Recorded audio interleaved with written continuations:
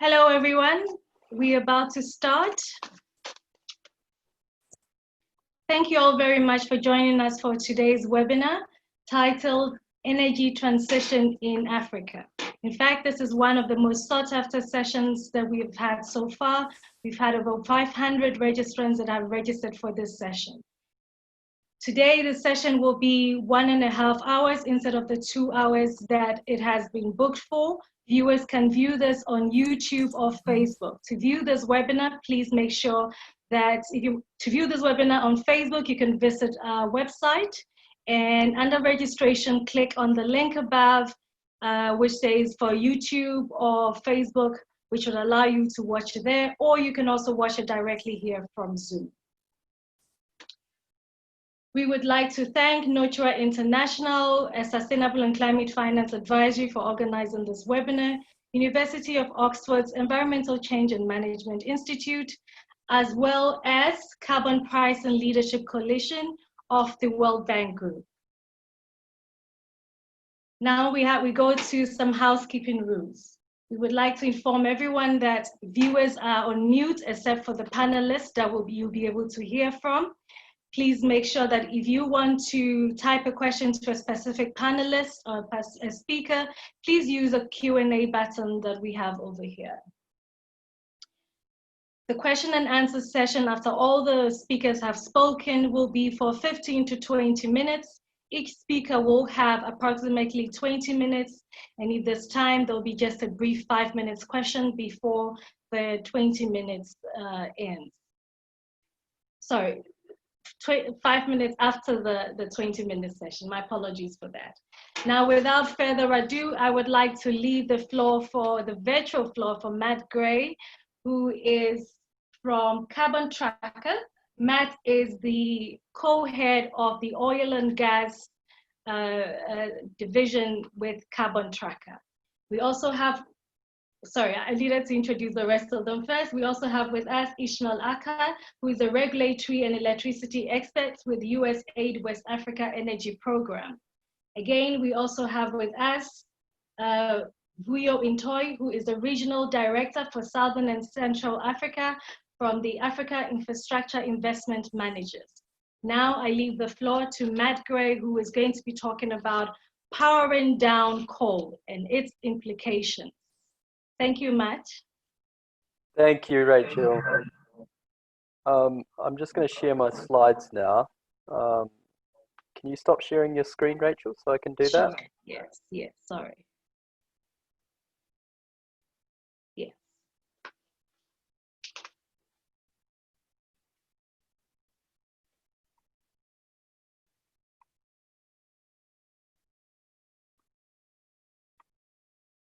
Excellent. Well, good morning, good afternoon, or indeed good evening, everyone. Thank you so much for dialing into this webinar. It is a privilege to be here and to be able to talk about such an important issue of energy transition in Africa.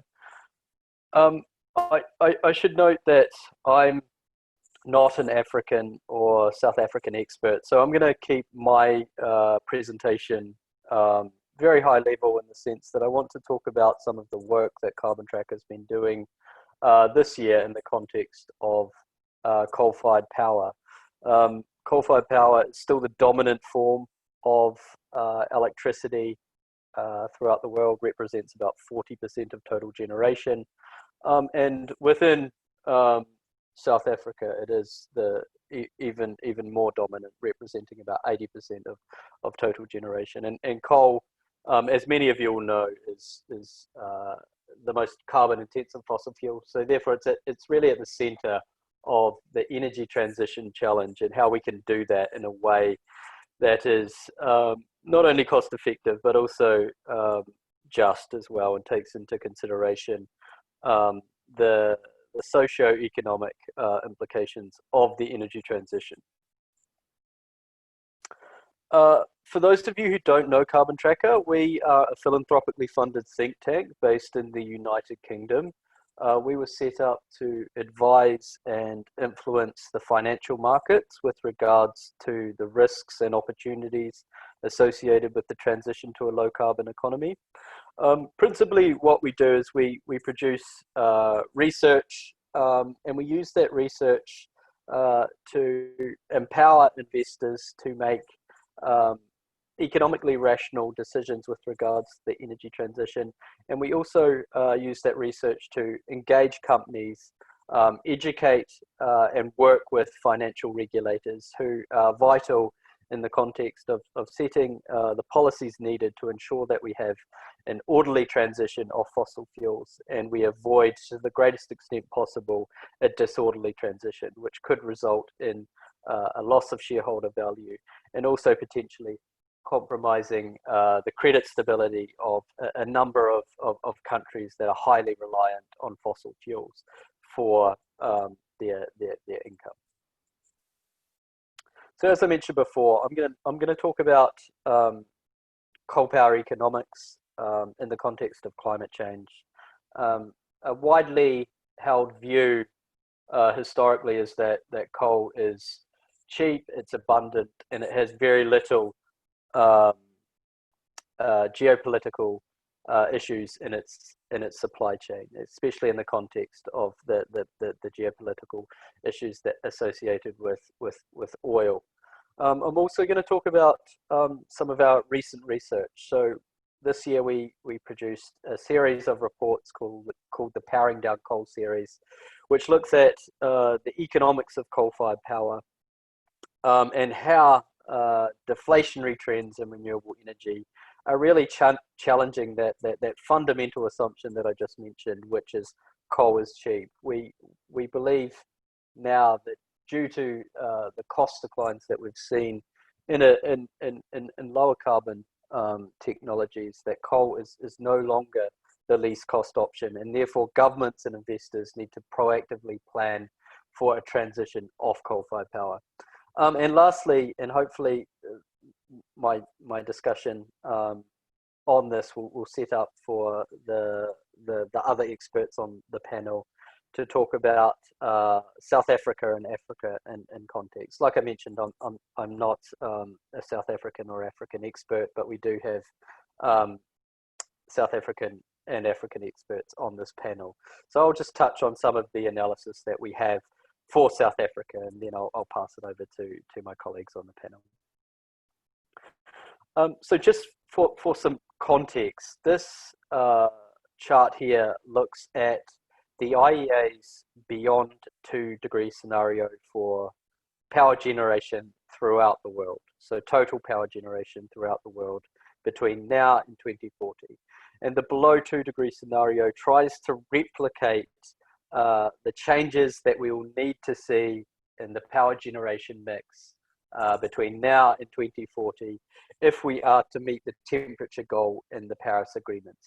And what that modeling shows is that we need to get off unabated coal power almost totally by 2040. And when I say unabated coal-fired power, I mean coal-fired power that hasn't been retrofitted with carbon capture and storage technologies to reduce its carbon intensity. And that's virtually all coal power that's in operation today. And as you can see, you know, there's going to be a dramatic decline in coal-fired power between now and 2040 if we are to meet that temperature goal in the Paris Agreement. So the black line, or the black area, is unabated coal-fired power in the context of the other major generation technologies. And as you can see, we go from about 40% of generation today to virtually nothing by 2040. And that, to realize that ambition is going to take wholesale changes in power market regulation, but also how investors and governments think about deploying capital into these new or lower sources of power generation, lower sources of lower carbon sources of power generation. And just to give a reality check as to where governments and investors are at in terms of the policies that are in place to get off coal or unabated coal by 2040. This chart here looks at the retirement schedule that we're going to need to get off coal in a manner consistent with the Paris Agreement, which is the red bar. We call that the Paris-aligned retirement schedule, with the green bar, which is the number of announcements that have been made by either companies or governments in the context of phase-out policies. And as you can see, the ambition required is in nowhere near consistent with the current announcements that we've seen so far.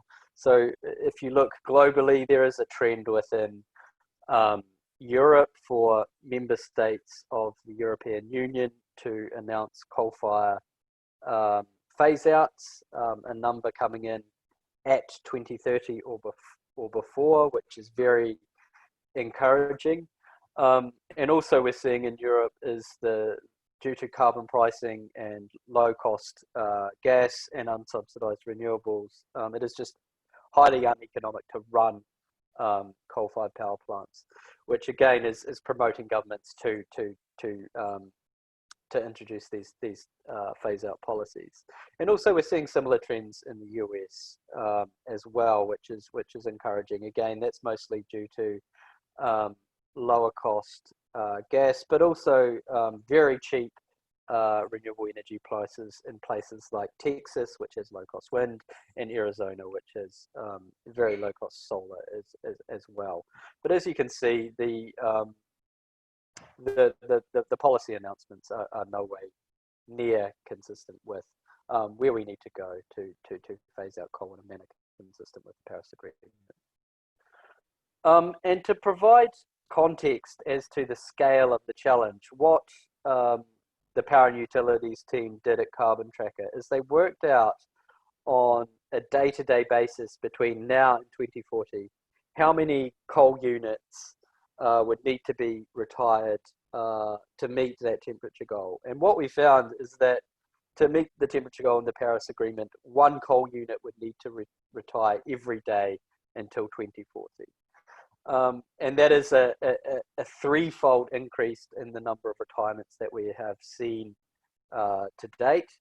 And also the retirements that have happened to date need to be put into context. So the retirements that we've seen in Europe and the US and in parts of China have mainly been older units.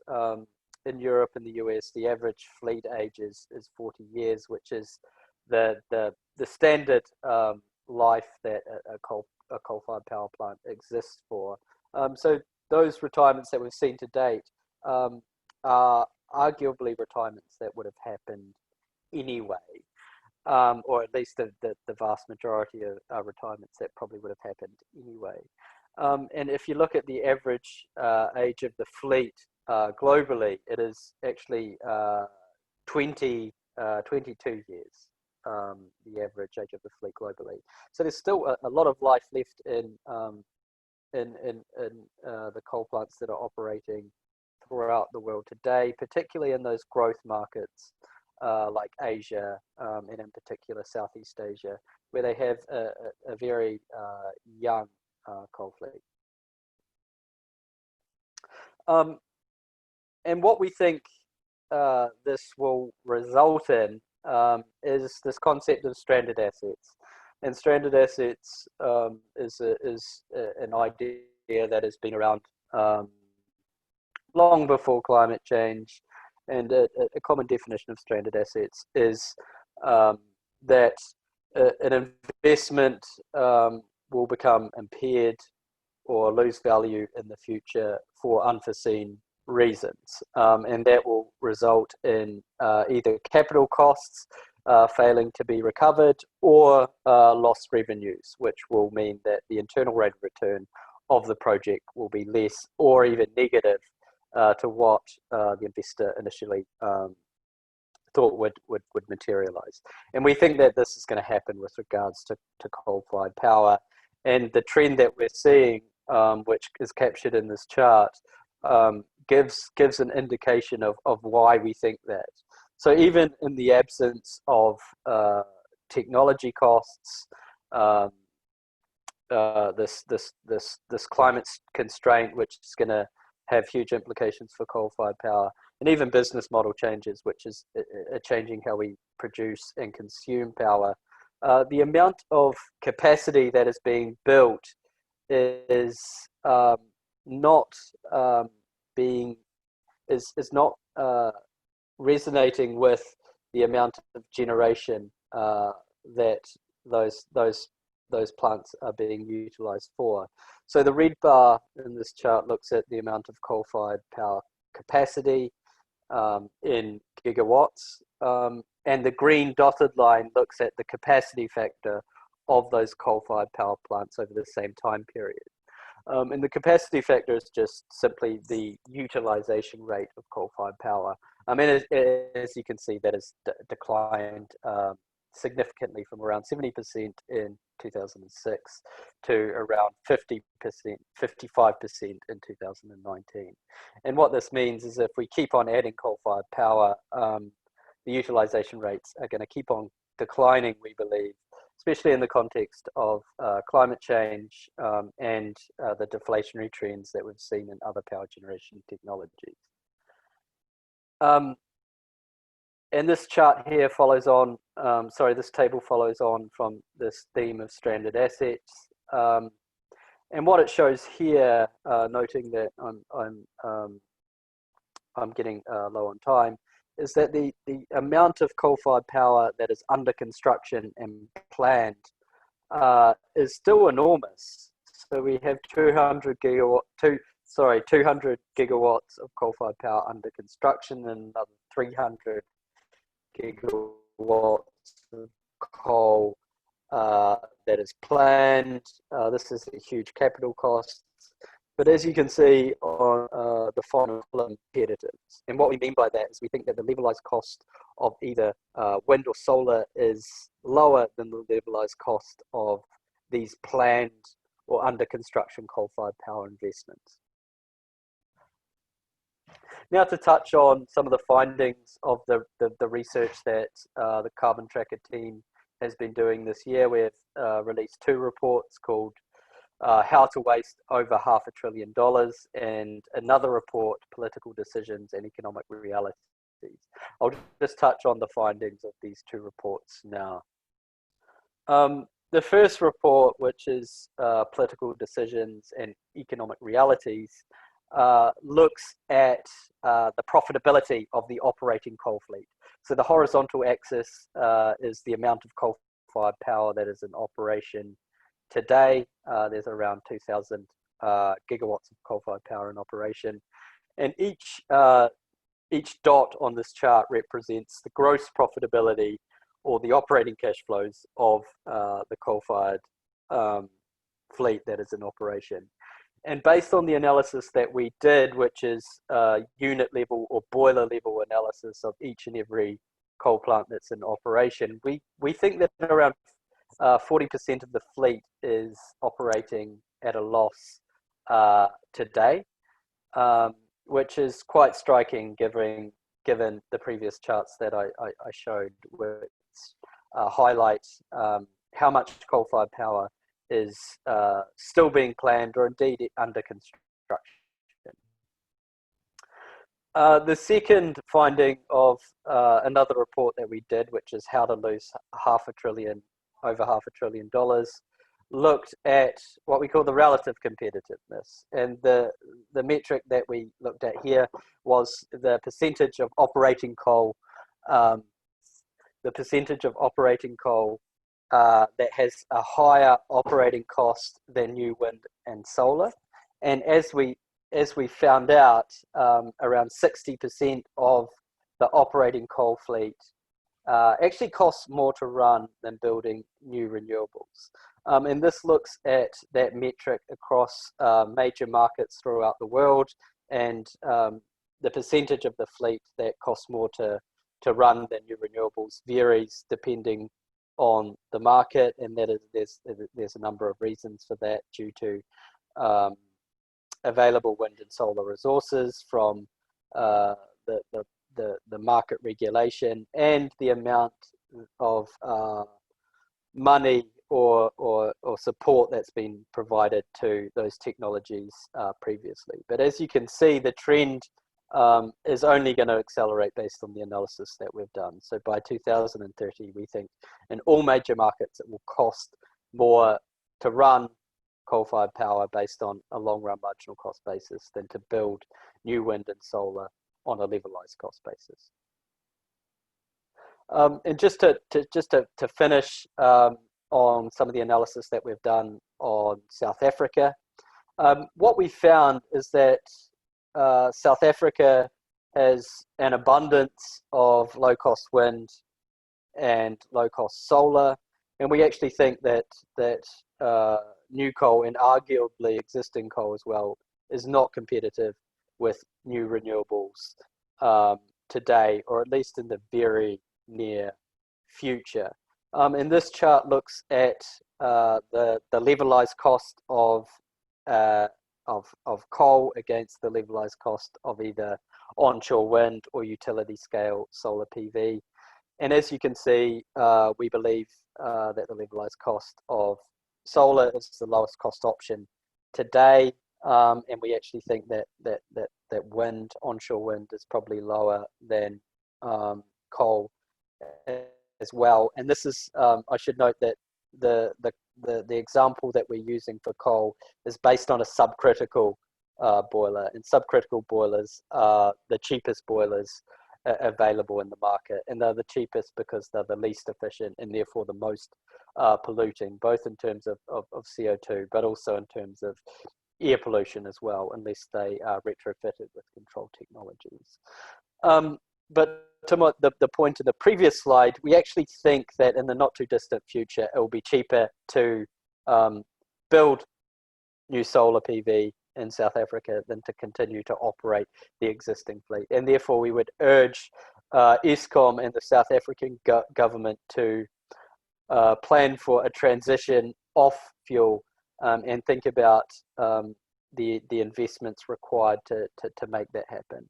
And I think it's obviously worth mentioning that South Africa is going through financial difficulty at the moment, and there will need to be support mechanisms in place from the international community to ensure that this transition does happen in not only an economically efficient manner, which is what our analysis suggests, but also a socially just manner, so that the workers and all the aspects of the South African economy that do still rely on coal-fired power, indeed coal mining, are not left behind as we transition from coal to lower carbon and lower cost alternatives. That's the end of my slides. So thank you for listening, and I'm happy to answer any questions that you have.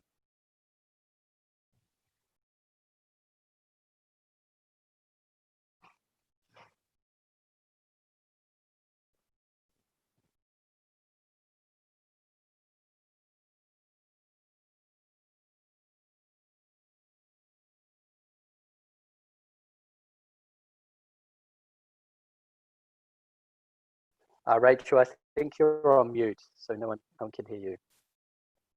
I'm sorry. My apologies, everyone. So thank you very much, Matt, for this wonderful and comprehensive presentation that you have done. You've shown us the implications of investing in coal and what South Africa can naturally do. Coal is a very big part of, South Africa's energy system. And I would love to ask you a number of questions, but before then, we have to go to Vuyo, who's also an expert from South Africa. Vuyo has to leave, so he's going to give us his presentation and hopefully can also ask a few questions after that. We really thank you, and just hang in there. We'll be back to you, Matt.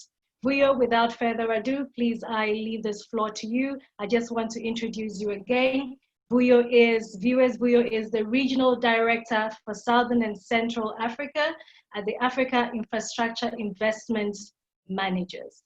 Vuyo has extensive experience in this environment, and because of that, we know that you are in good hands. Vuyo, I leave the virtual floor to you now. Thank you. Okay, thanks for that, Rachel. Sorry, I'm just trying to share my screen here. I hope it's coming through. It is coming. Okay, wonderful. Good afternoon, ladies and gentlemen. My name is Hlompo Vuyo Ntoi, and as Rachel has said, I'm one of the investment directors at African Infrastructure Investment Managers. And we're a part of the Old Mutual Group, and we are a private infrastructure investor. We invest in equity of infrastructure projects across the continent.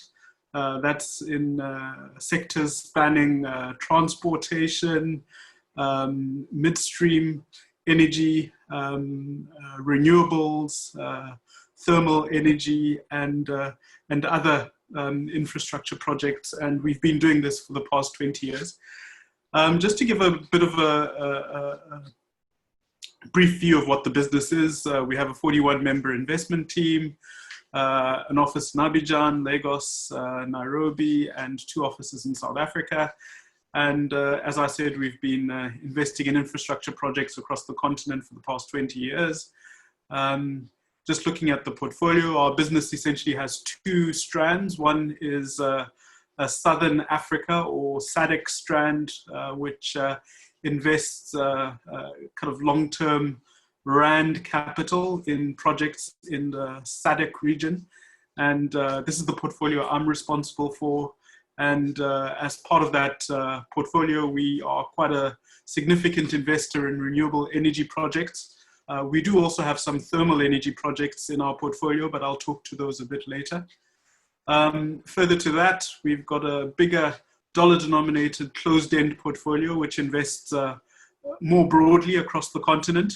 And we've got projects across the sectors in a number of countries, 17 countries, with some of our larger ones being power projects in West Africa. We have a renewable presence both in East and West Africa as well, and I'll talk to these in a short while as well. So maybe just to provide the background to how we view energy transition. We're obviously a significant investor in Africa's energy transition, but our key target is targeting projects that are sustainable. Maybe I'll just define what we see as energy transition, and it's obviously the pathway towards transformation of the energy sector from fossil-based to zero carbon by the second half of this century. And we're strong supporters and adherents to this goal. However, in so doing, we are pragmatic and take account of the situational circumstances in determining how we participate in this transition. Talking to South Africa, which I'll speak about in more detail later, through the Ideas Fund, which is the fund I manage. We're the largest equity investor in the South African REIPPP, or Renewable Energy Independent Power Producer Program, where we have investments in circa 26 projects, which accounts for close to 2.5 gigs of renewable energy. In our Pan-African portfolios, we're a strong backer of off-grid solutions, and we're a big investor in one of the larger East African rooftop solar players. And we also have a stake in an energy efficiency company located in Nigeria, where solar panels, rooftop, and energy efficient cooling are combined to provide a compelling solution for corporates. I think one reality we have to bear in mind when talking to renewables and how much renewables can be absorbed on the continent is the fact that most countries on the continent have particularly small electricity grids. We're talking electricity grids which in some instances are less than 200 megawatts. And the reality is that once you've got a grid that small, the ability to absorb large utility scale renewables into that transmission grid are limited. And in those markets, our typical focus is on off-grid solutions, such as the rooftop solar I mentioned earlier. And this obviously goes quite a long way towards increasing electrification rates in those countries where there's a small base of connected homes. We are also pragmatic in assisting countries transition to less polluting thermal power generation as well, typically through gas-fired power stations. So the reality is, because of the absolute lack of utility scale power in countries and the fact that national grids are small, it's because of the intermittent nature of renewables, it's hard to have a renewables only grid. So what we do is we do assist in helping countries move to less polluting thermal generation in the form of gas mainly. And this dispatchable energy essentially provides the perfect complement for introducing additional on-grid renewable energy connections. And we think that given that it's a transition, these projects are a crucial step in that transition and allowing renewables to develop in country, and as the grids grow, the extent to which renewables are then adopted in those countries will increase. Then getting focused more on South Africa and the backdrop to South Africa. I mean, if you think back to the 1990s, South Africa was this shining beacon on the African continent. We had abundant and cheap energy supply with relatively high connection rates. And the question is, what has happened since then? And why is an energy transition even required? The truth is, though, that a lot of this cheap in inverted commas energy was derived mainly from coal. And the requirement for an energy transmission is based on the fact that we need to reduce greenhouse gas emissions, and South Africa accounts for 1.1% of global emissions, but makes up only 0.6% of global GDP. Essentially, it means that we are a bigger per capita polluter than most other countries, and our greenhouse emissions are 8.9 tons per annum per capita versus 4.9 tons per capita, which is the global average. And this is, of course, mainly due to coal power generation, which is between 80 and 90% of generation in South Africa, depending on how you measure it. So it's critical that we start moving away from coal power generation if the aim is to reduce emissions. Furthermore, we have obligations under various international climate change initiatives, and South Africa has pledged to reduce its greenhouse gas emissions by 34% by this year, and a further 44% from the peak in 2009 by 2045. So there's a strong obligation for South Africa to reduce its greenhouse emission. The other aspect is that financing constraints for new coal power mean that banks and development finance institutions are no longer financing new coal power generation, which is obviously a hamper for a country that's looking to expand in that regard.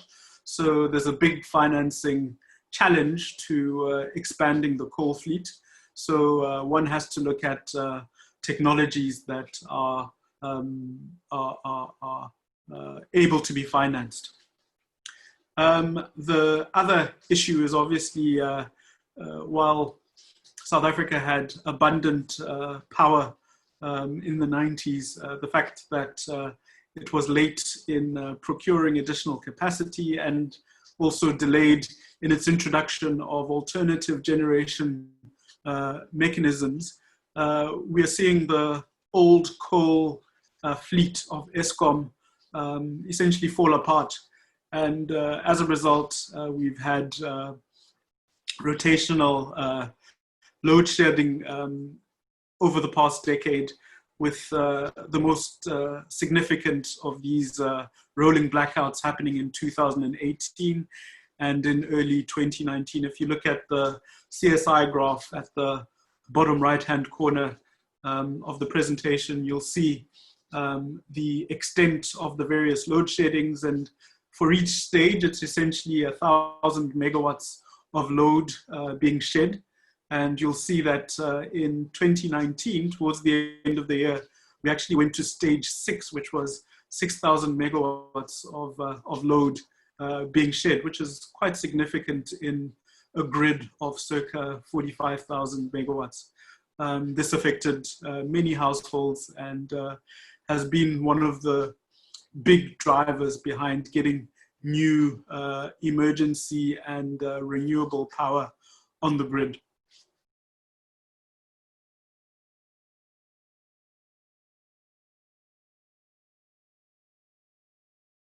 Energy means that least cost planning processes will push new coal generation out of the energy mix. And as you can see in the top right-hand graph, new solar PV and wind, which was bid in the renewable energy process in 2016, has come in well below the cost of baseload coal, IPPs, which were also bid as part of the process. And funny enough, those projects have run into problems because of environmental and financing pressures. Eskom's most recent build-outs, which are Medupi and Kusile, have come in at even more than that. Nuclear is much higher. Mid-merit gas will be much higher as well. So essentially, solar, wind, and PV are probably your cheapest forms of electricity at the moment on a levelized cost basis. Obviously, the issue of intermittency needs to be resolved, and from an environmental perspective, mid-merit gas is probably the least harmful mechanism of having dispatchable power that can balance the variability of wind and solar. Some research by the CSIR, however, has shown that the combination of solar and wind on an average day actually starts to give a profile that looks relatively baseload in nature, i.e. when the wind is blowing, the sun is down, and when the sun is up during the day, you typically have less wind, so the combined profile almost gives a baseload profile for those renewables. But there's still some work going on about exactly how this intermittency can be managed through. Distribution of energy around the country as well is also largely focused around the coal fields of Mpumalanga province, which means that potentially having new areas of generation would stabilize the national grid. And that's also a drive for this energy transition, where new areas for generating power are being developed. Obviously, there's challenges to this transition, and I think the biggest one is geopolitical. Going beyond the need to meet climate objectives in South Africa today, more affordable clean energy production is also expected to address growing unemployment, poverty, and inequality. This is a quote from one of the industry organizations in South Africa, and this quote rings true and talks to the just transition that Matt mentioned earlier, where the outcomes of communities need to be taken into account. So, I mean, South Africa is a country with an unemployment rate of 38%. There's significant economic reliance on coal, which, though it makes up a small proportion of overall GDP in the country, makes up around 19% of the Mpumalanga province's GDP. Furthermore, it employs circa 80,000 people directly, and this is in the country with a 38% unemployment rate. So those people losing their jobs and assuming that each of them takes care of families of 5, you're essentially putting a large number of people into poverty if those jobs are lost. The challenges include community buy-in to this transition, obviously due to the economic impacts. Eskom's deteriorating balance sheet. I mean, Eskom has circa 450 billion rands of debt on its balance sheet. I think from a debt service cover perspective and relative to its operating income, servicing this debt means that the debt service is twice as much as their operating net income, which means the debt is totally unsustainable. So it either has to be taken on by the National Treasury or some or other restructuring of Eskom has to be done. And Eskom would be the entity you'd expect to be driving the transition, but its weak balance sheet has sort of weakened its ability to participate in the transition. There's also political and policy uncertainty, delays in renewable auctions, mixed messages from government, pushing expensive nuclear builds that don't make sense from a levelized cost perspective, delays in implementing the carbon tax legislation, which would provide a bit of certainty on how carbon budgets would work in the country. Those have been some of the challenges. Last year, the World Economic Forum ranked South Africa second last out of 115 countries on their energy transition index, and this was mainly in terms of system performance and transition readiness. And if you look at the graphic to the right there, which talks to transition readiness, I think the biggest hamper to South Africa versus its global peers is obviously the nature of the energy system, which is still Eskom operating as a vertically integrated monopoly. And this is then obviously exacerbated by the fact that Eskom is essentially technically bankrupt and unable to absorb the costs of this transition, which have been put at circa 120 billion rand by recent research that was done. So the overall cost of this transition to the South African economy will be 120 billion rands, which needs to be absorbed somewhere in South Africa's economy. So again, we've got a highly regulated electricity market where captive generation is stifled. There's licensing requirements that are so set at a very low level. So anything above 1 megawatts requires licensing. Wheeling costs are also a challenge. So if you want to buy power from another private party who's located in another part of the country, the wheeling costs that Eskom imposes on you are almost prohibitive to providing your own power. So some big challenges to South Africa's transition, but we do believe that these challenges can be overcome. And the question is then where to from here? While I don't have a looking glass, I think the National Development Plan and also the more recent IRP 2019, which sets out the country's energy ambitions to 2030, there is likely to be significant amounts of new renewable generation in that mix.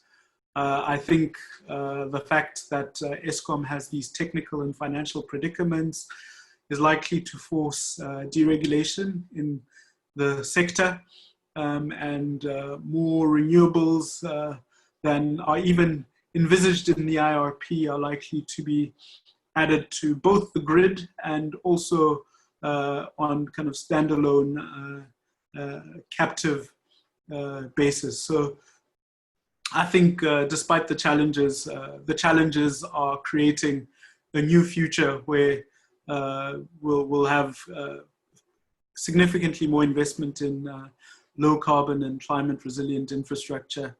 I think, as Matt mentioned earlier, we'll need significant, substantial international assistance, given that there's very little scope to absorb the costs of the transition locally. And carbon budgeting should hopefully become the way businesses operate in future, given the recent enactment of the carbon tax, which will hopefully further aid in reducing South Africa's greenhouse emissions and avoiding the externality that is excessive pollution. We also believe that there'll be quite a bit of investment in grid strengthening, given the move to the kind of more intermittent renewables in future. And with falling battery costs, I think the grid is going to be strengthened by significant investments in battery, and we think we can play a large role there. And private to private power transactions, we think, will be a vibrant market that will open up for us, including private trading, which should allow for a more vibrant and cleaner energy market in South Africa. So that's the presentation, and I hope I didn't take too much time. Thanks, Rachel. Thank you, Vuyo, for such a fantastic presentation. No, you haven't taken too much time at all. I would like to please remind viewers that if you want to ask a question, please type it. You cannot speak, so if you raise your hand, we cannot call you. We appreciate the fact that you want to ask a question, but please text using the Q&A button that is at the bottom of your screen. Thank you, Vuyo. Thank you very much once again. Now, I enjoyed your presentation. Now, one thing I want to ask you before I go to the viewers is the political will there to make the necessary changes required? Because we know that it is possible, right? But do we really have the political will in this country to make the necessary, changes and to transition within the time frame that is required? I think that what I'd say is that political will actually matters a lot less now, given that we're in a crisis. So as they say, never let a good crisis go to waste. I think because there's a crisis, there's an imperative to do the right things in terms of the energy future of the country. And because of the cost differences, it clearly makes sense to go for more renewables.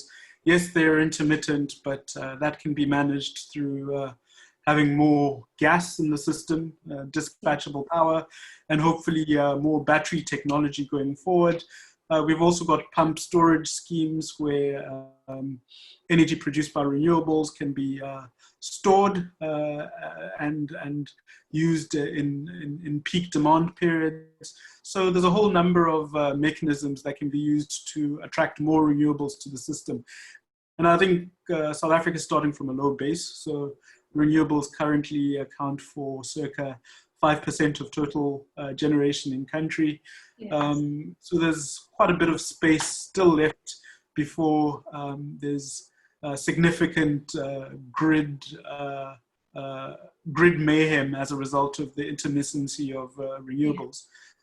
So we look forward to at least driving it to that point and then looking at strengthening the grid at some point in future as well.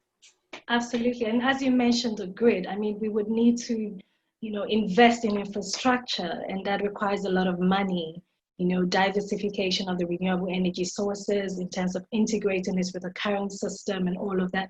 That needs a significant overhaul. What do you think about it? Do we have the financial backing from, institutions, and can this really be achieved within the time frame? No, I think, again, we're in crisis, so crisis creates innovation. I think the underway unbundling of Eskom into kind of a separate transmission, distribution, and generation companies will provide sort of the in for I don't know what the nature of the investment will be. Obviously, there's political resistance to privatization of Eskom, but there are mechanisms through which I think the transmission business will be able to crowd in private sector investment in order to boost the transmission network.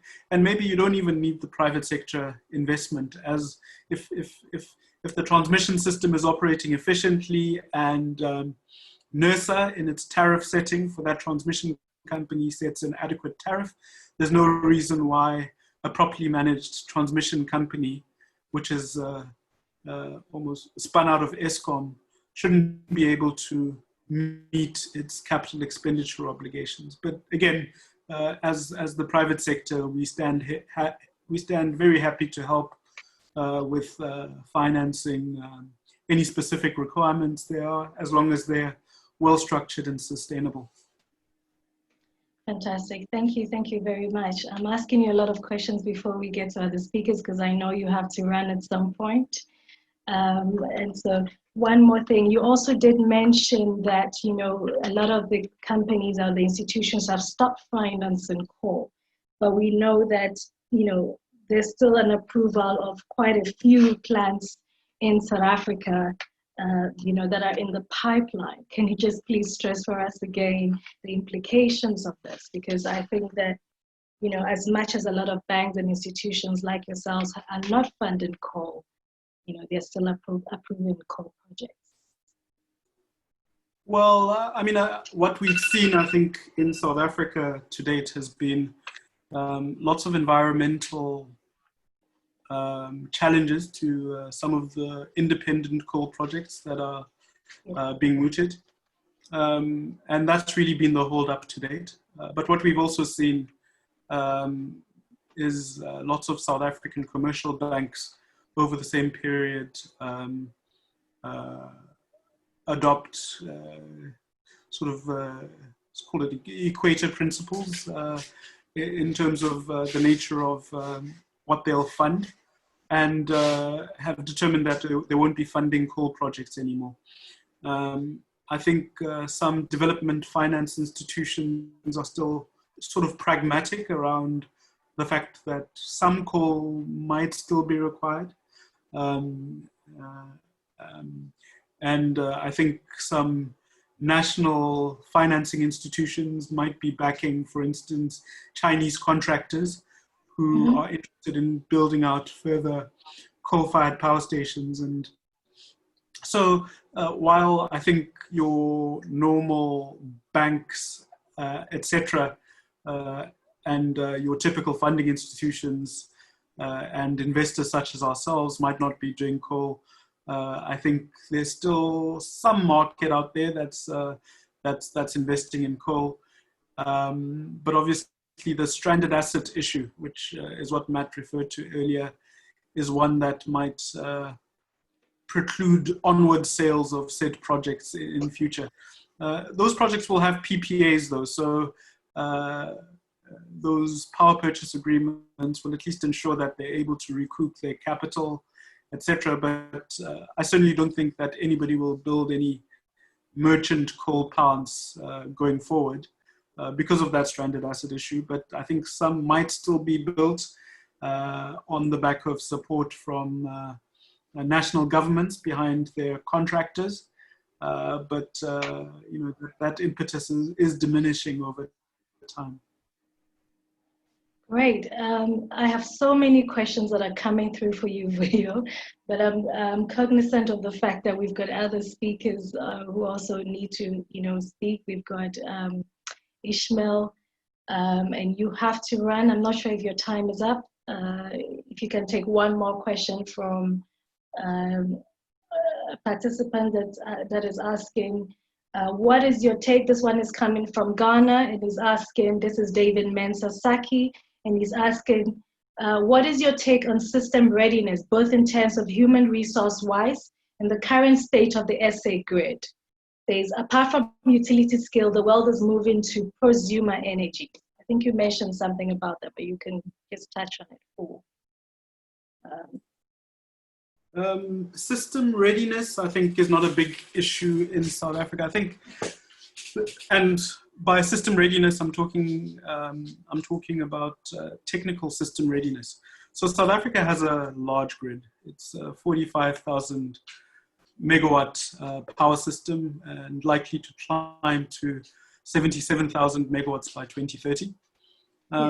The capacity to absorb significant amounts of renewables remains. So I think we can triple or the current level of renewables in the system from the current 5% to above 20% before we run into technical constraints as a result of grid harmonics, etc. I think where there's where there needs to be convincing is carrying the population along in terms of creating an understanding that this is where we have to go, this is how we're going to mitigate the impact on you, this is the job creation potential of renewables, and the jobs that get lost will be replaced by kind of new technologies and new energy jobs. Obviously, the issue is that the jobs are being lost in Mpumalanga and being gained in other provinces. So one has to think about how those sorts of regional dynamics are taken care of. But I do think that there is a readiness. I think, though, as mentioned in the World Economic Forum document and test, is I think the bigger issue is more around the fact that we still have a vertically integrated monopoly running the electricity system, and that vertically integrated monopoly is bankrupt, and our government, due to fiscal constraints, is not in a position to bail out that vertically integrated monopoly, and then the electricity structure is somewhat hobbled by that, and that's a euphemism. Very much, very much. Thank you very much. Thank you to all the viewers that we have. We just finished Vuyo's presentation and we're cognizant of time.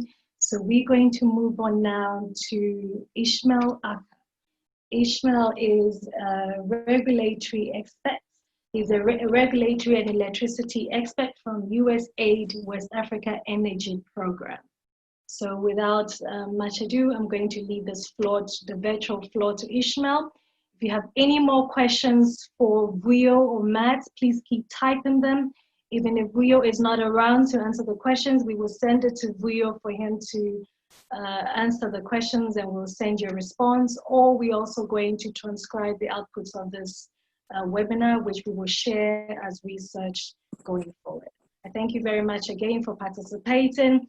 If you have friends and family who want to watch this webinar, please go to our website. On top of registration tab, you would find the YouTube and the Facebook link, which is being broadcasted live at this very moment. Now I leave the floor to Ishmael Aka. Ishmael, thank you very much.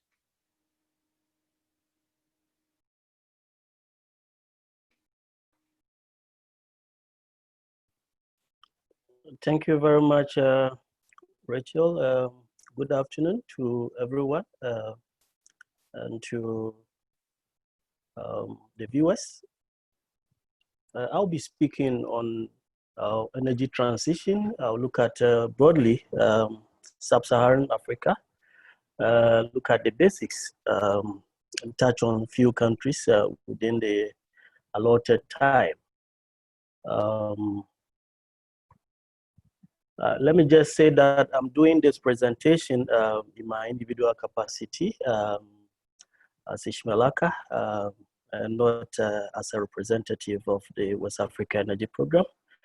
Let me also add that the West Africa Energy Program is supporting optimization of electricity supply, access to reliable and affordable energy, electricity policy regulation, and trade among electricity trade among countries in West Africa and Central Africa is being funded by the US aid.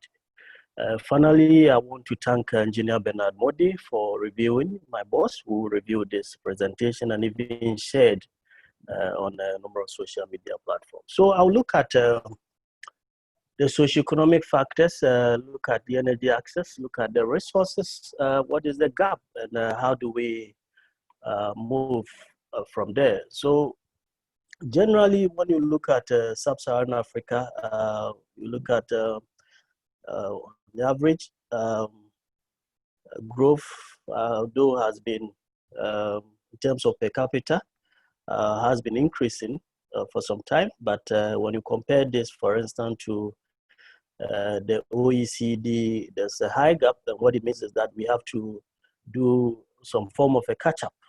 So that is the first point, that in order to promote development, then we have to catch up. Another thing too is that between 1960 and 20... Sorry, Ishmael. Ishmael, sorry, Yes. can you please put your presentation on slideshow so that we can actually also see you? So if you click slideshow. Sorry about that. It's okay. It's okay. Fantastic. Yeah. Thank you very okay. much.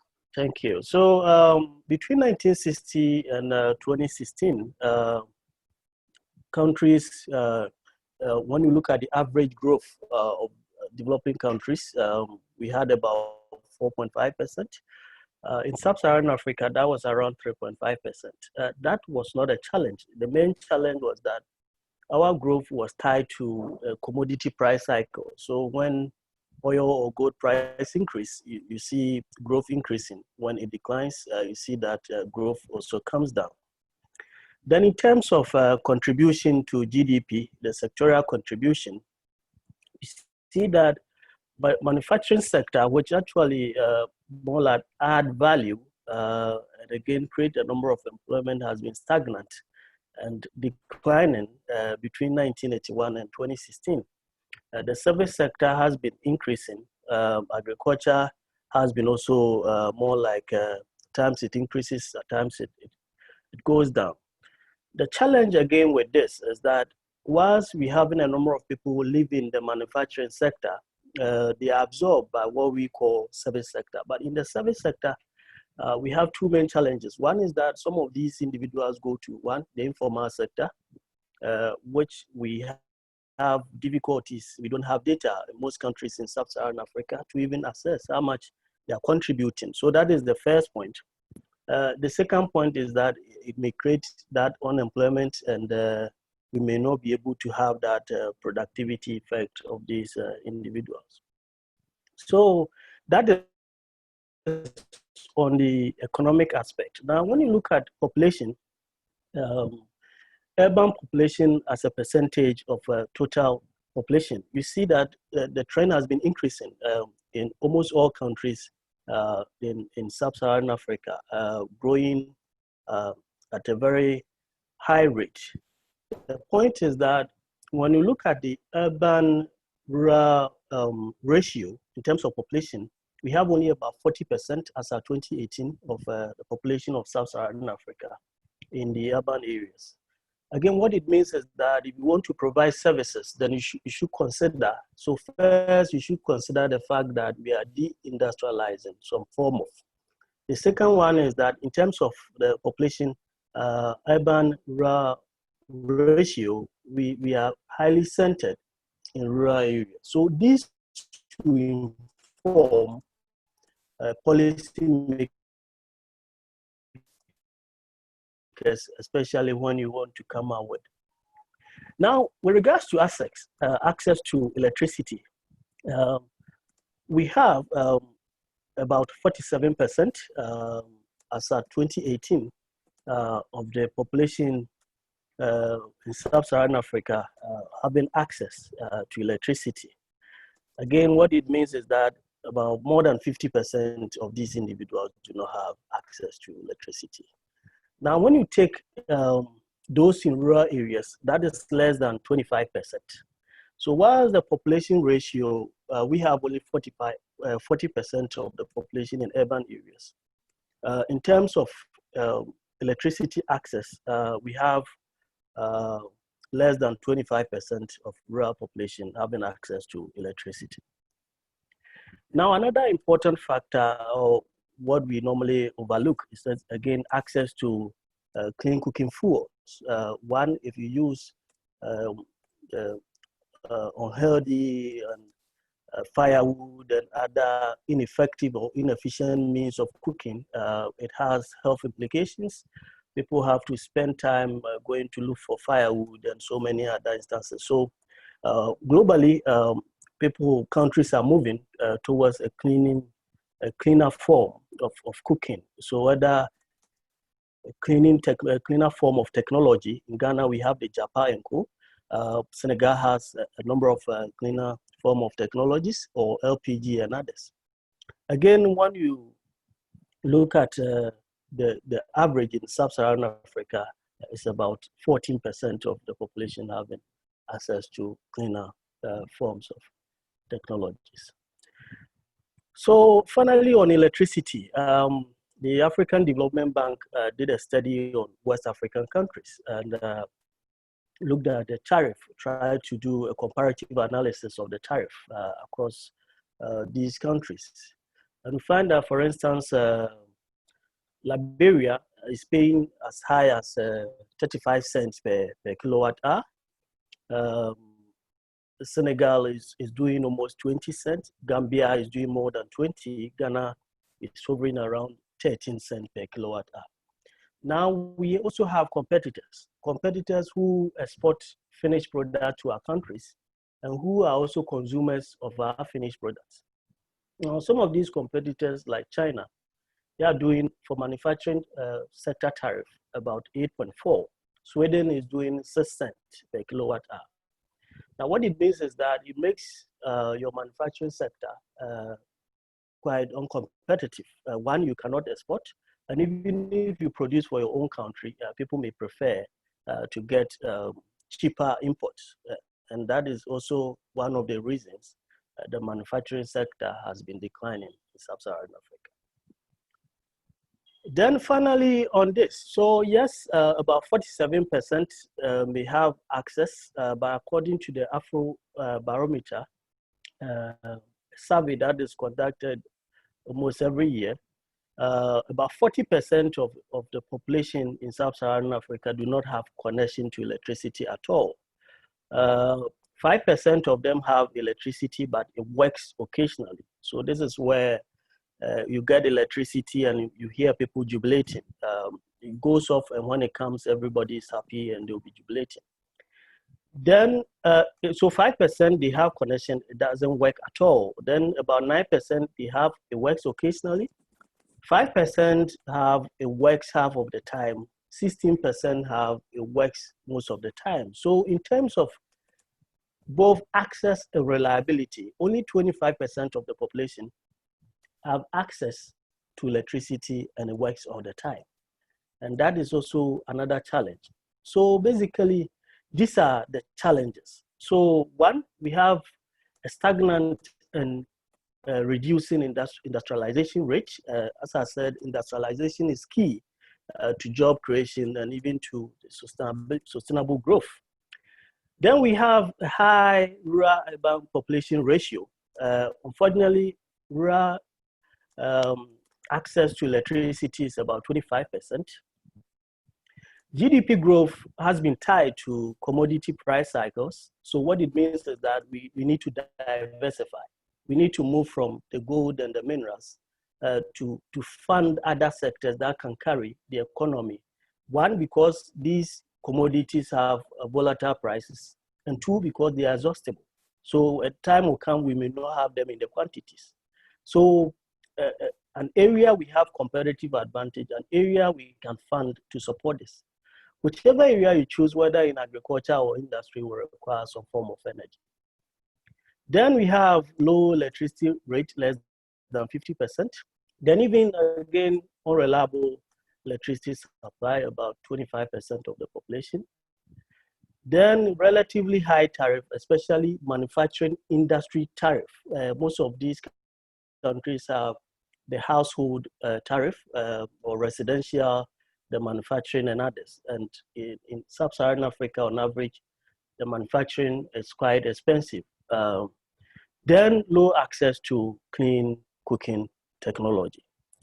So these are the challenges, the basic challenges we have, more like a situational analysis. Dealing with these will require that whatever energy form we choose should be, one, available, and should be reliable. So one, it should be there, and two, it should be reliable.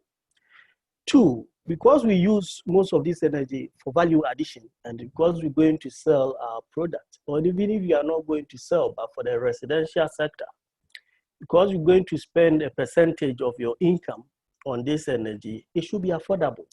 So that energy source we're going to pick should guarantee some form of affordability. Again, it should be environmentally friendly in the sense that, one, we are signatory to a number of international protocols that calls for this. And two, Sub-Saharan Africa has been one of the hardest hit areas in terms of the climate impact. So whilst people may argue that, yes, we don't pollute more, we shouldn't add fire to already what we have. So we have to also play a part in terms of promoting cleaner, relatively cleaner form of generation. Then we have to also be able to reach the last mile competitively. So there are areas where you see, when you look at the distance between the grid and that area is quite far, geographically dispersed. At times, some of these areas are even island areas. How do we rate them? Do you do the grid? Do you do upgrade? Which one will serve better? What will be the economic and cost implications? So these are what we should look at if we want to deal with some of the challenges. I'm not saying these are exhaustible, but these are some of the issues we should look at. The good thing is that we have potential. So Sub-Saharan Africa has potential, resources, solar, wind, hydro, geothermal, and so many other forms. And the IRENA, for instance, estimates that we have about 310 gigawatts potential in some of these renewable forms. Now, in order to turn the potential to generation, you require technology, you require investment. So yes, the potential is there, but we are told that we will require about $70 billion to reach universal access, especially with renewables, to 2030. And this is from IRENA 2015. Again, in terms of natural gas, Africa has about 7.1% of the global gas reserves, the Sub-Saharan Africa, sorry.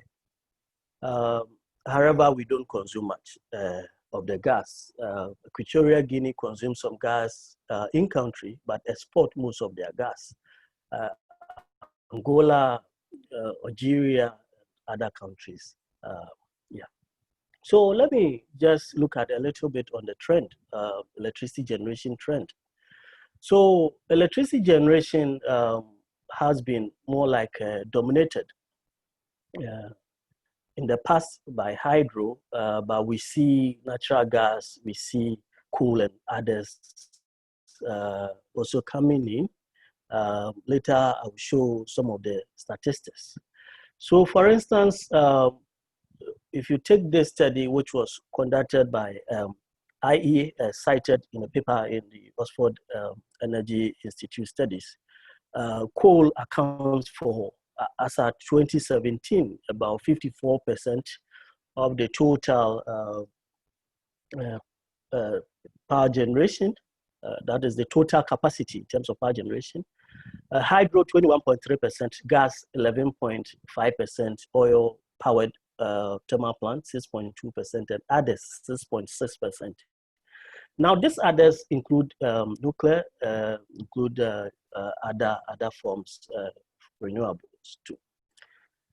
However, if you take South Africa, Botswana, and Zimbabwe out of the equation of Sub-Saharan Africa, then hydro accounts for 51%, gas 28.9%, oil 15.4%, and coal 1.1%, others 3.6%.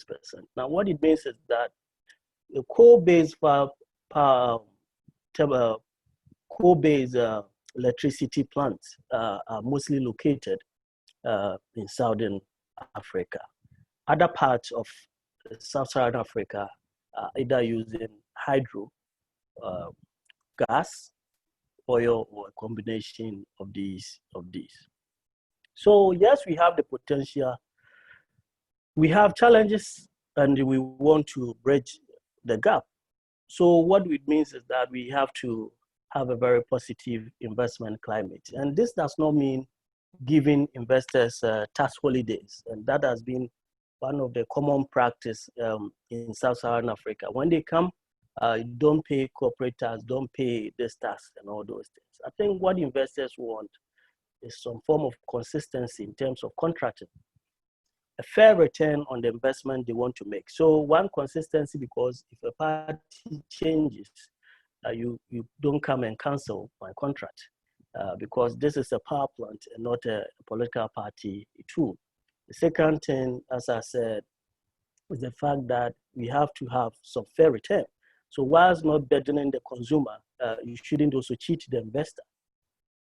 Then we have to also have a very credible off-taker. So especially if it's not, for instance, an upgrade somewhere where the producer is going to sell to a community or to a company and take their money, but you're going to sell through another, maybe a distribution company, then that distribution company should be credible enough. And that guarantee should be there that when you sell what I gave you, at least I'll get what I sold to you. So these are some of the things we should be looking at in terms of investment climate.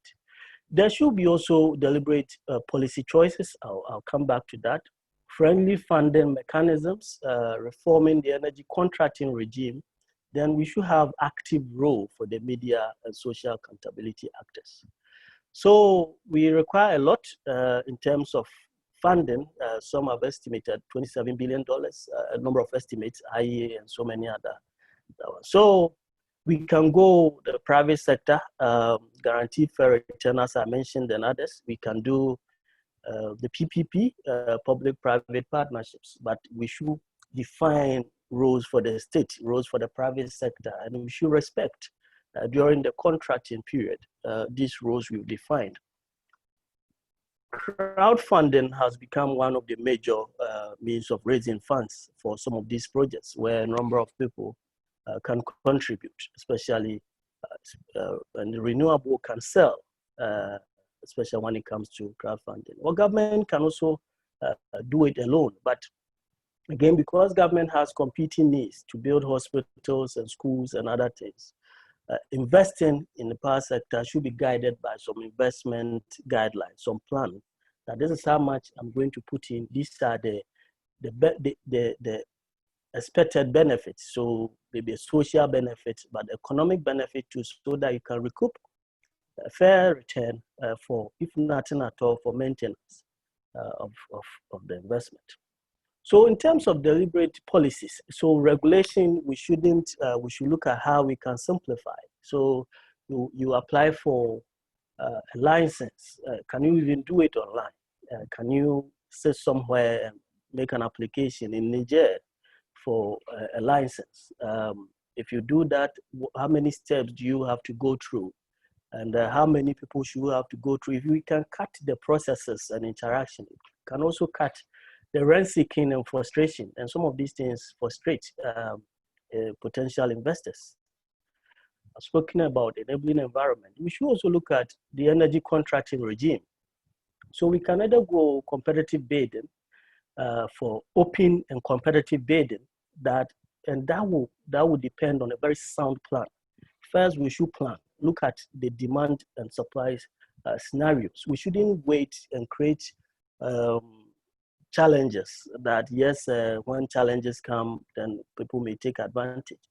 We should plan to know the growth rate of demand, the growth rate of supply, and all those things. When you know that, at least you know that by 2025, you're going to require this amount of power.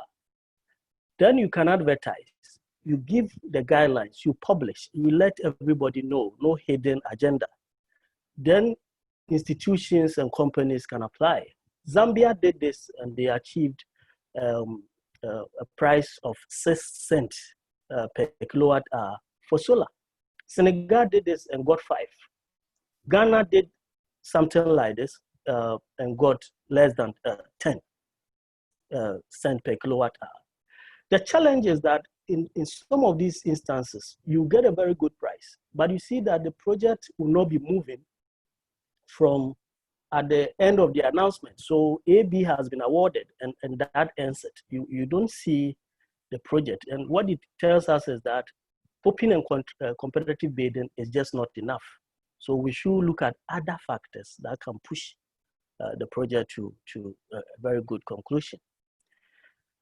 The other one is the direct negotiation, where at times some of our officers go on shopping spree for power plants, sign agreements and very expensive ones, and we are bound by them. So we should be more transparent and more open.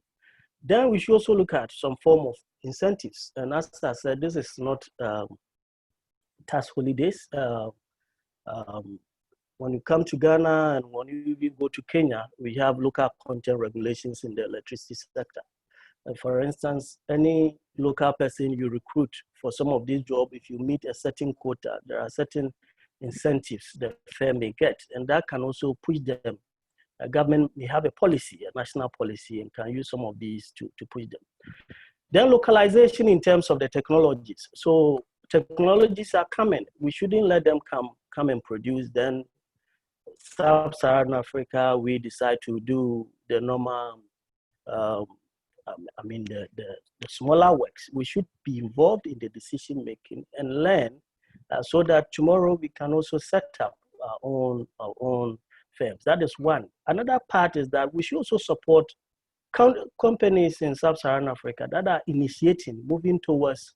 So some companies are here assembling solar, manufacturing a number of things that can be that are required in the industry. How do we support them so they can move forward?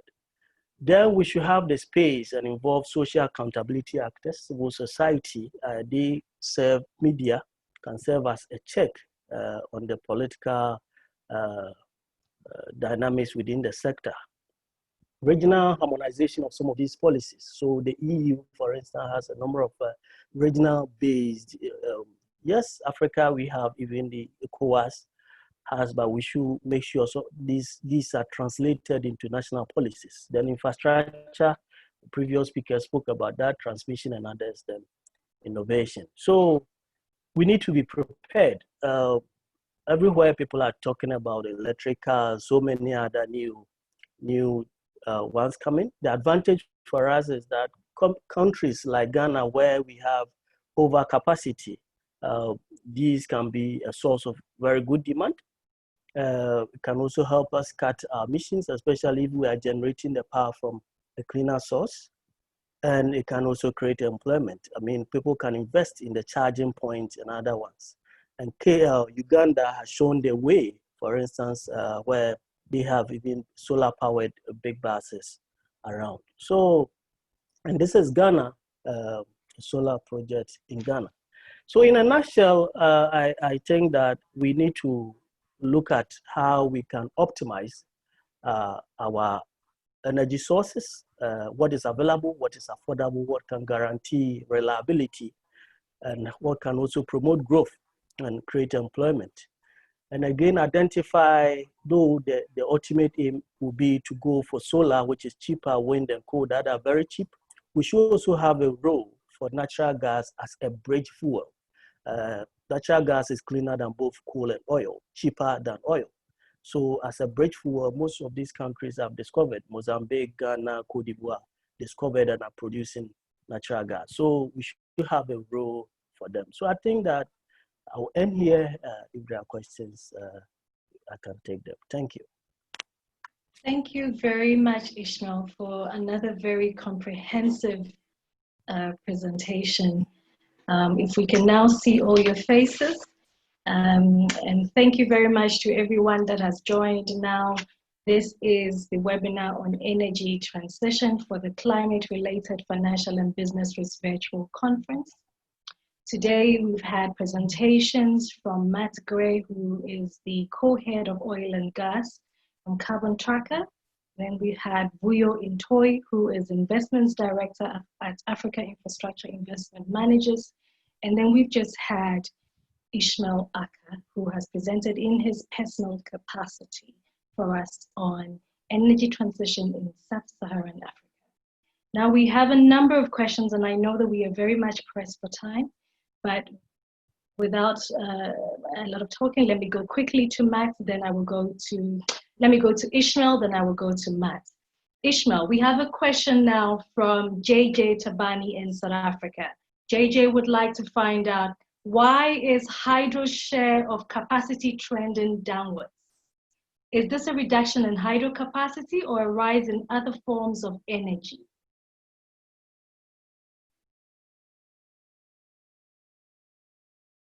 Ishmael?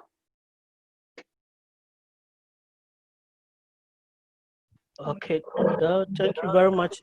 So I think the decision that was taken by a number of African countries, Liberia, Ghana, Senegal, and Co, was to more like have an energy mix. Let me take Ghana for example. Before 1997, we had only hydro, and normally when we had low rainfall or low level of water in our dam, what it means is that we have to have power crisis. So a lot of these countries decided to look at other alternatives to complement. So hydro being maybe a base load, then having other alternatives to complement. So whilst you are building other alternatives, what it means is that the share of hydro may decline. That is the first point. The second point is that, again, due to so many factors, including even climate change, we had in Ghana, as far back as the 2000s, Energy Commission identified more than 27 sites for hydro projects. As of today, because of climate change, because of illegal mining and so many others, this list has reduced to about 9. So what it means is that even the potential, it may not be there. The final one, again, I know we are looking at building a very huge hydro project in the Congo and this Ethiopia, Egypt, but at times investors are also becoming quite a little unfriendly. Though hydro is renewable, again, people in some areas are seeing spillovers causing communities to relocate and so many other things, environmental damages. And at times, some investors may not be too comfortable to be associated with it. So these are what come into my mind when I see a lower trend for hydro. Fantastic, thank you very much. While we're on, let me ask Matt a question, please. Matt, we have a question again, which is saying, sorry, just give me a second while I pull that down. It's saying that, can poor countries actually wean themselves off fossil fuel? What is your view? So, I mean, our view internally at Carbon Tracker, I mean, firstly, we're energy economists. So we believe consumers should have access to the lowest cost electricity possible. And based on the analysis that we've produced, increasingly variable renewable energy is the lowest cost form of electricity on a levelized cost basis. So the power system the future power system that we see, based on the analysis that we've done, is a system that is predominantly supplied by variable wind and solar, backed up by dispatchable technologies like pumped hydro, demand response, battery storage, and gas where necessary. But to answer that question specifically, I mean, I think developing countries deserve access to the lowest cost electricity possible. So therefore, I don't think it is a question of can developing countries get off or wean themselves off coal-fired power. If you look at sub-Saharan Africa, as our panelists have shown, it's a case where there's, apart from South Africa, there is no centralized grid, and therefore it's more a case of can we develop distributed systems, microgrids, and that sort of thing, which doesn't lend itself to large thermal generation assets. So I think can developing countries leapfrog the global north in the sense that they just go transition straight to variable renewable energy, keeping in mind that if they want 24-hour access to energy, they will need to back up those variable sources of electricity. But I think, absolutely, developing countries can wean themselves off fossil fuels. I think to the case study about South Africa, I think South Africa, due to its unique circumstances, is going to need international finance, and that will need to come from the development banks, which will principally be funded by governments in the global north, and that is an urgent priority. Otherwise, I really struggle to see how Eskom is going to manage the situation that it's in the context of the South African government being compromised in its ability to bail out Eskom. Fantastic. Thank you very, very much. We have another question from Pravishni, and Pravishni wants to ask, how do we address reliance issue as we decarbonize the economy? This is based on the fact that, renewable energy, for example, solar is not 100% reliable, as well as wind. So how do we plan to manage this, considering that, there's still electricity storage technologies are still not yet fully developed? Yeah, so I think there's two answers to that question. So the first response, I would say, based on electricity systems that are mature and established, is that according to the International Energy Agency, you can increase the amount of variable renewable energy, i.e. onshore wind, offshore wind, or solar photovoltaics, to about 15% of total generation without having to make major investments in the grid in terms of balancing that supply. And the reason for that is if you only have penetrations of 15% or less, you're really talking about operational changes. So having a grid operator that has the experience and the forecasting capability to know when the sun isn't going to shine and when the wind isn't going to blow, so you can bring on those dispatchable technologies in advance, and therefore manage the cost and technical implications of that. When renewable energy penetrations get beyond 15%, that's when you need to start thinking about making capital investments to increase transmission, to think about strategically placing dispatchable technologies and also variable renewable technologies. So you're putting those technologies next to demand sources, and also you have adequate transmission, so you can bring or call on other sources of electricity from further distances. I think the second point, and this, like I said at the beginning, I'm not a South African expert, so I'd like to hear from Ishmael and others about this. But I think with regards to markets outside South Africa, it's what we are going to see is what I would call hybrid systems, and this is an emerging trend in places or parts of America where you have solar and storage, or even gas and storage and wind and storage systems. And if you have hybrid systems, you can really drive down the cost of battery storage. So some of the auction results that we're seeing for hybrid solar plus storage systems in the United States are coming in surprisingly low. So anywhere between sort of $40 to $60 US dollars a megawatt hour for a solar PV system plus 4 hours of battery storage, which does give you the ability to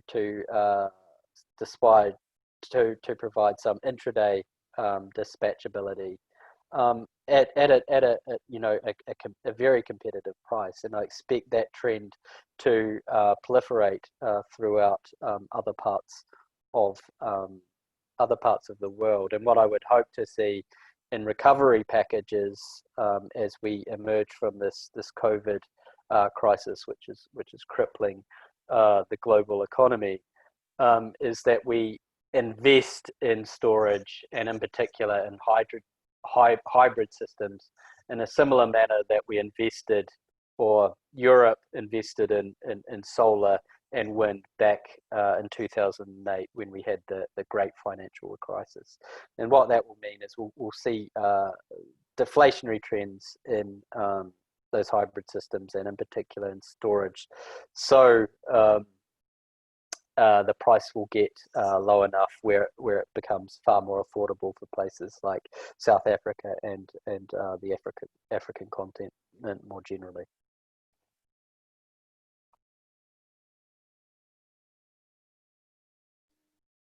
Thank you very much. I have another question for you from TJ Magubani, and he would like to ask that earlier on in your presentation, he did not see anything about solar. I know it was mainly on coal, but he would like to find out, what are your views for solar for South Africa? Because some people consider it is much cheaper and all of that. What are your views and what are the implications of solar? No, sorry, not solar, nuclear. My apologies, it's nuclear energy, sorry. Okay, so our view on nuclear energy is, our view generally, given we're energy economists, is we pride ourselves on being technology agnostic. We just want to see governments promote least cost power generation technologies that are safe and reliable. Obviously, in the context of coal-fired power, there is this climate constraint, and I think there's only so long that we can ignore that climate constraint, and that will become more and more restrictive for that generation technology as we go into the future. But even if you take the climate constraint out of that decision-making process, our analysis shows that coal-fired power is not least cost. In the context of nuclear energy, like I said, we're technology agnostic. I think nuclear electricity has a cost problem based on the analysis or the escalating levelized cost estimates that we've seen from some of the international energy providers like IRENA and the IEA. That said, we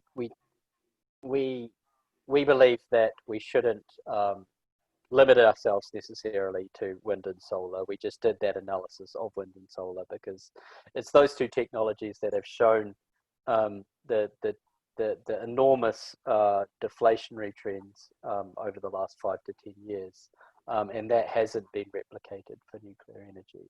I think in the context of markets that are established, so like Germany, for instance, who is in the process of phasing out its nuclear energy, we would advocate that that is not a particularly economically rational decision to choose to do that, and I think it would be far more sensible if the German government is interested in low cost and low carbon electricity to keep those nuclear units online for as long as possible. But in terms of nuclear power throughout the rest of the world, nuclear energy is going to have to prove itself on a cost basis. If it cannot prove to be competitive on a cost basis, I don't think there will be much of a future for nuclear energy. So I think the question is, how can we get the deflationary trends that we've seen in wind and solar over the last 5 years, or 5 to 10 years, for nuclear energy as well? And I think there's lots can be done in that regard.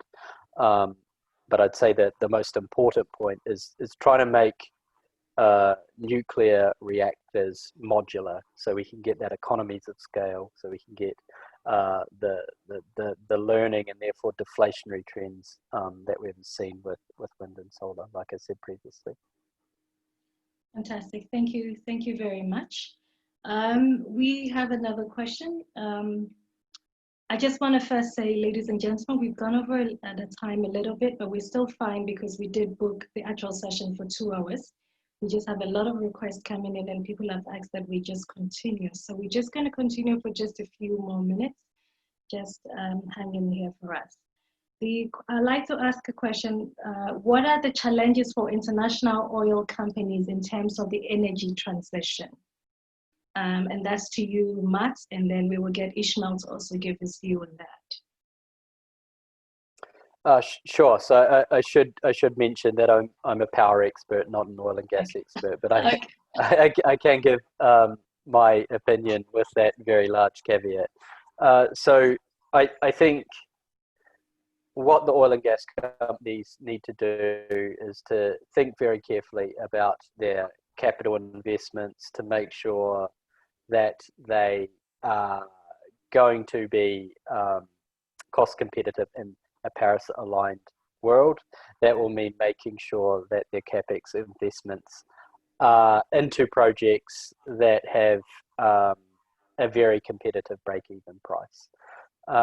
But also, I think what it means in terms of the business model that the super majors move into as they try to align themselves with a low carbon world is moving towards a more capex heavy industry to a capex heavy business model to a cash generative business model. They need to slowly but surely wind down the capital investments for finding new oil and then reinvestments in existing fields, and either use that cash that they have to redistribute to shareholders in the form of dividend payments, or diversify into other forms of energy.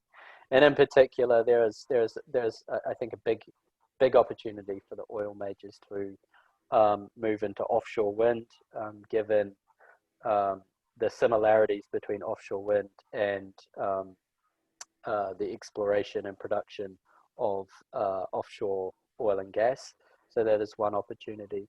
And also just ride the electrification trend as much as possible. But I think what that will mean is they will face a far more competitive landscape than they have in the past, in the sense that they will be competing with the vertically integrated state-owned enterprises, but also the merchant power generators, and perhaps in the long term, big technology as well, as big technology sees a market for consumer management of electricity and the smart home and everything that comes with that. Fantastic. Thank you very much. Ishmael, what are your views? And please also include carbon capture technology as one of the solutions, perhaps, for African countries. What are your views? Should I repeat the question for you, or is it all right? It's all right. I think you've already given the carbon capture, so that is fine. Okay. Okay, so I think that fortunately for oil and gas producers, natural gas is becoming one of the fastest growing source of fuels. So in the past, gas was not more like an economic commodity. So you discover gas, you either flare or you re-inject to more like give up some pressure to produce more oil. But gas is becoming a very good a bridge fuel, as I said, for power generation and even for transport. Some areas like South Korea and coal. So maybe that is one of the areas whilst they are planning in phases, be looking at how they can more like leverage for natural gas whilst the planning phase. Another thing is that some of these companies have started already doing some investment in renewables. So solar and others, Shell and others are investing in cleaner and alternative sources of energy. So which is good and it should be done more as a business and not as a social responsibility, or maybe some form of an action to a PR action, a public relation action, but it should be done as a business that they can get something. Again, as Matthew said, they can also move along with the transition, leveraging on the skills they have producing oil to transition into a cleaner form. But this cannot just happen maybe tomorrow, that stop producing oil and start producing the solar. I think this should be done in phases, and as in phases, we have climate plans, the COP and other ones have timelines. So they should be taking interest in some of these timelines in their planning and leverage on they can do well with the experience in the other forms of energy. Thank you very much. Thank you very much, Ishmael. And I think I'm going to ask you another question, one last question. And it's renewable power technologies and electrification is not enough to fully decarbonize the energy sector. For example, even though the European Electricity Association, whose goal is to decarbonize by 2045, acknowledges that it is unlikely to be able to produce 60%, it's unlikely to produce 60% of Europe's energy needs by 2050. Matt, can you take that question from me, please? It's coming from China. I don't know, should I read it again? Was it clear? Yeah, if you wouldn't mind reading it again, Rachel, you broke up a little bit.